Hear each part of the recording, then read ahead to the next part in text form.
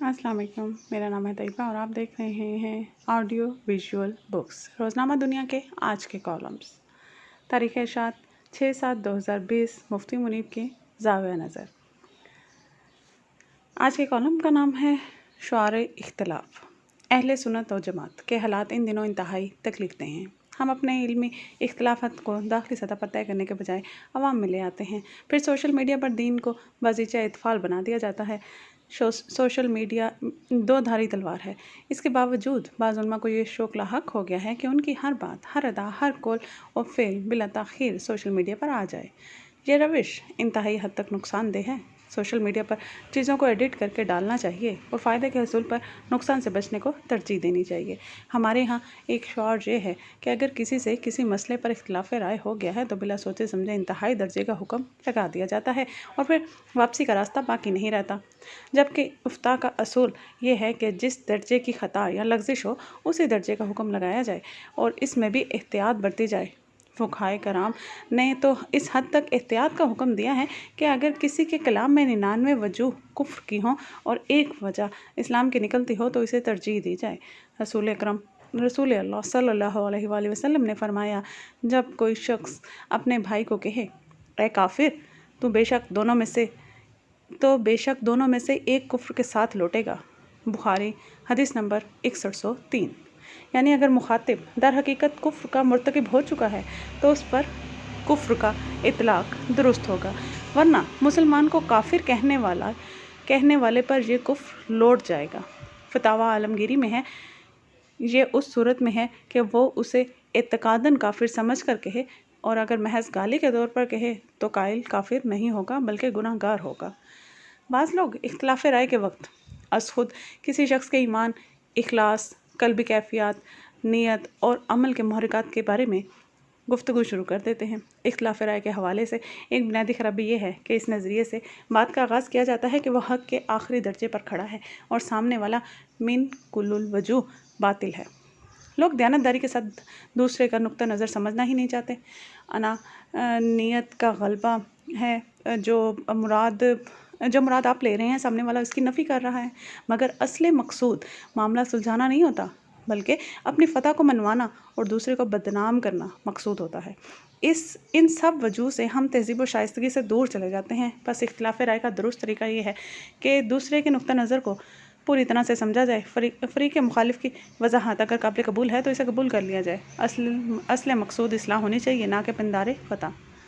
علامہ امجد علی اعظمی لکھتے ہیں، نبی کا معصوم ہونا ضروری ہے، اور یہ عصمت نبی اور ملک کا خاصہ ہے کہ نبی اور فرشتے کے سوا کوئی معصوم نہیں۔ اماموں کو انبیاء کی طرح معصوم سمجھنا گمراہی اور بددینی ہے۔ عصمت انبیاء کا یہ معنی ہے کہ ان کے لیے حفظ الہی کا وعدہ ہو گیا، جس کے سبب ان سے صدور گناہ شرعاً محال ہے۔ مخالف ائمہ اور اکابر اولیاء کے اللہ عز و جل انہیں محفوظ رکھتا ہے، ان سے گناہ ہوتا نہیں، مگر ہو تو شرعاً محال بھی نہیں۔ انبیاء علیہ السلام شرک و کفر اور ہر ایسے عمل سے جو خلق کے لیے باعث نفرت ہو، جیسے کذب و خیانت اور جہل اور غیرہ صفات ذمیمہ، نیز ایسے افعال سے جو وجاہت و مروت کے خلاف ہیں، قبل نبوت اور بعد نبوت بالاجماع معصوم ہیں، اور کبائر سے بھی مطلقاً معصوم ہیں، اور حق یہ ہے کہ قصداً صغائر سے بھی قبل نبوت اور بعد نبوت معصوم ہیں۔ بہار شریعت ج ا ص 3839۔ اس پر بھی اجماع ہے کہ امور تبلیغیہ میں نبی سے سہو و نسیان اور خطا کا صدور محال ہے۔ علامہ ابن عابدین شامی لکھتے ہیں، خلاصہ اور دیگر کتب فتاویٰ میں ہے کہ جب ایک مسئلے میں کئی وجوہ کفر ہوں اور ایک وجہ ایسی ہو جو کفر کا اطلاق کرنے میں مانع ہو، تو مفتی پر لازم ہے کہ مسلمان کے ساتھ حسن ظن رکھتے ہوئے اسی وجہ کی طرف مائل ہو جو کفر کے اطلاق میں مانع ہے، سوائے اس کے کہ جب وہ کفر کا سبب بننے والی وجہ کی تصریح کرے یا پھر تعویل اس کو فائدہ نہیں دے گی۔ رد المختار علی الدر مختار جیم صفحہ 272۔ علامہ ابن نجیم حنفی لکھتے ہیں، اس حوالے سے ظاہر بات ہے کہ جس مسلمان کے کلام کو کسی صحیح مفہوم میں محمول کرنا ممکن ہو اس کی تکفیر نہ ہو۔ اس کی تکفیر نہ کی جائے، یا جس کے کفر میں روایت ضعیفہ کی وجہ سے اختلاف ہو اس کی بھی تکفیر نہ کی جائے۔ پس اس سبب اگر اکثر کفریہ کلمات جو ماقبل عبارت میں مذکور ہوئے ہیں ان پر تکفیر نہ کی جائے، اور میں نے اپنے آپ کو اس بات کا پابند کیا ہے کہ ان کے بارے میں کوئی فتویٰ نہ دوں۔ البحر الرائق جیم 5 صفحہ 210۔ دانش مندی کا تقاضا یہ ہے کہ آپس کے اختلافات کو بازاروں اور چوراہوں میں نہ لایا جائے۔ آج کل سوشل میڈیا کی مثال بازار اور چوراہے ہی کی ہے، بلکہ اس سے بھی ہزار درجے آگے ہے۔ نیز وہ امور جو اہل سنت اور جماعت میں مسلم ہیں، عوام میں انہی کا ابلاغ کیا جائے۔ اگر کسی مسئلے میں کسی کی رائے جمہور سے جدا ہے تو وہ اسے کلاس روم تک محدود رکھیں، عوام میں نہ لائیں۔ اس کا نقصان نفع سے زیادہ ہے۔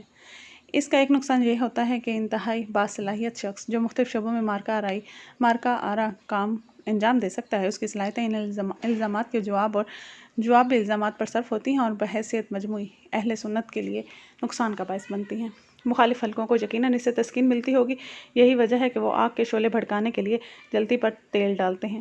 علامہ اقبال رحمۃ اللہ علیہ نے کیا خوب کہا تھا، تیری دعا ہے کہ ہو تیری آرزو پوری، تیری دعا ہے کہ ہو تیری آرزو پوری، میری دعا ہے تیری آرزو بدل جائے۔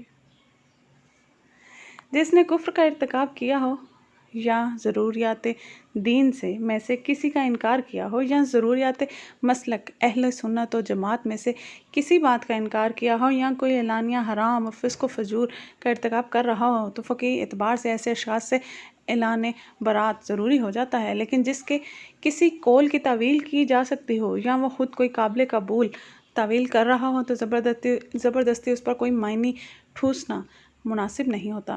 بعض اوقات ہم معاصرین کے بارے میں انتہائی سنگ دلی اور قساوت قلبی کا مظاہرہ کرتے ہیں، ان کی گرفت میں حد سے گزر جاتے ہیں، حالانکہ وہی یا اس سے ملتا جلتا کوئی قول بعض متقدمین کے ہاں بھی مل جاتا ہے جو مسلمہ طور پر ہمارے اکابر میں سے ہیں۔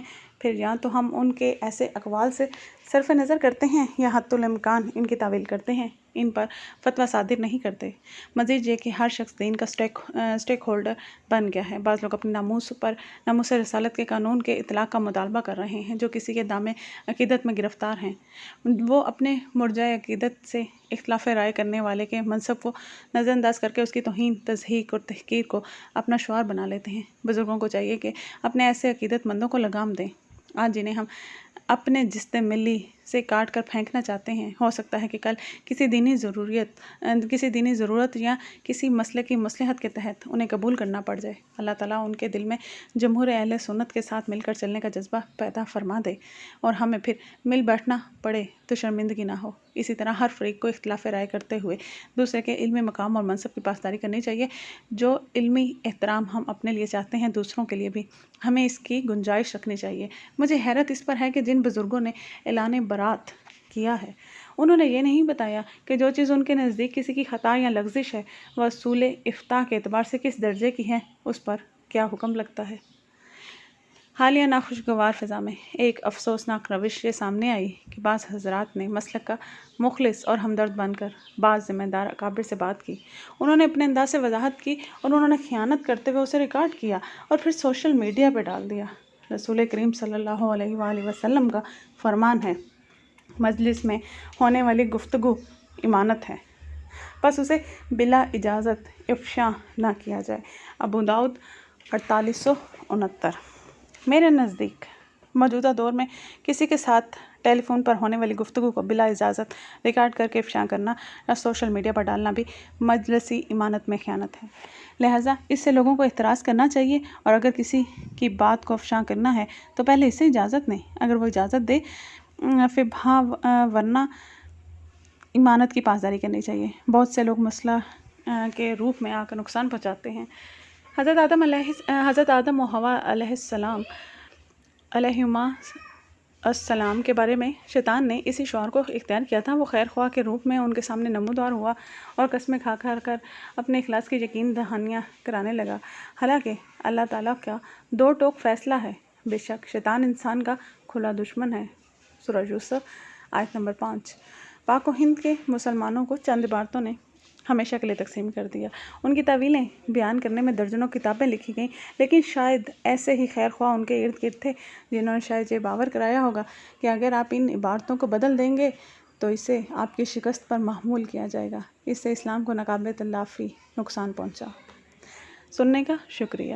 لائک اور سبسکرائب کرنا نہ بھولیں تاکہ روزانہ کے کالمز، ایڈیٹوریل، اوپینینز اور بہت سی آڈیو کتابیں سن سکیں۔